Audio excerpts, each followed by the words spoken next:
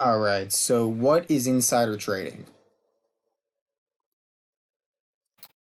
So, insider trading refers to buying or selling of a security on the basis of material or information that is not publicly known. So, according to the SEC in the US, a conviction for insider trading may lead to a maximum fine of $5 million and slash or up to 20 years in prison. This is, of course, in addition to the repayment of what was taken. So, it's very tough to catch. So there's not usually that many convictions, even though it's very common, because it's very easy for someone just to tip off a friend or family member to buy the stock in place of themselves. Uh,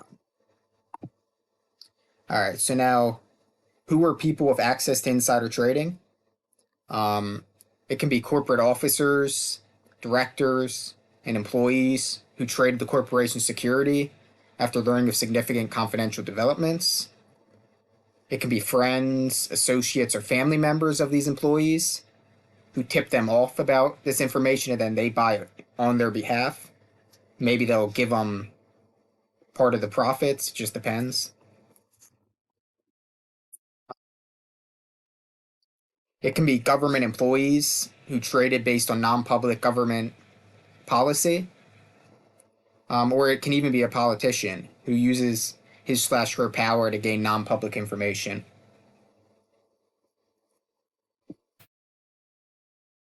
So, now here are some famous cases of insider trading. So, probably the biggest case involved higher ups working at Enron selling off their shares of the company because they knew their company would soon collapse due to it being just complete fraud. Um, so, pictured on the left is Jeffrey Skillings. He was the CEO. He sold $60 million worth of stock before the collapse. This caused him to be sentenced to 24 years in prison.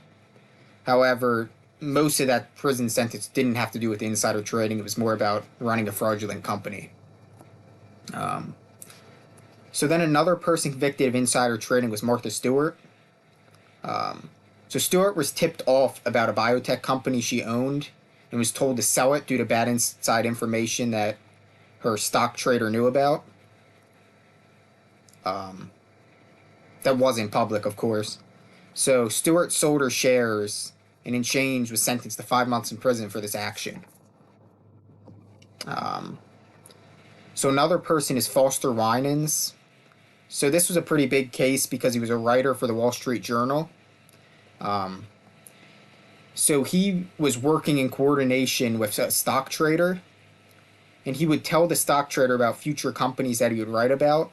This trader would then buy these stocks, and then, of course, once the news article got published, they'd pump up, and then the trader would give him a cut of the profits.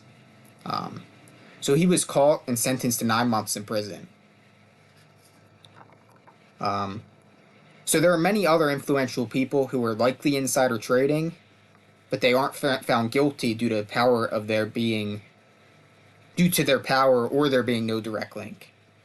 Um, so, for example, former Speaker of the House Nancy Pelosi. Um, so she has her husband buy millions worth of like Tesla and Nvidia stocks, then directly after pushes for electric vehicle subsidies or pushes for bills to support semiconductor manufacturers. So although this is almost clearly insider trading, there's no direct link, so it's very tough to get a conviction.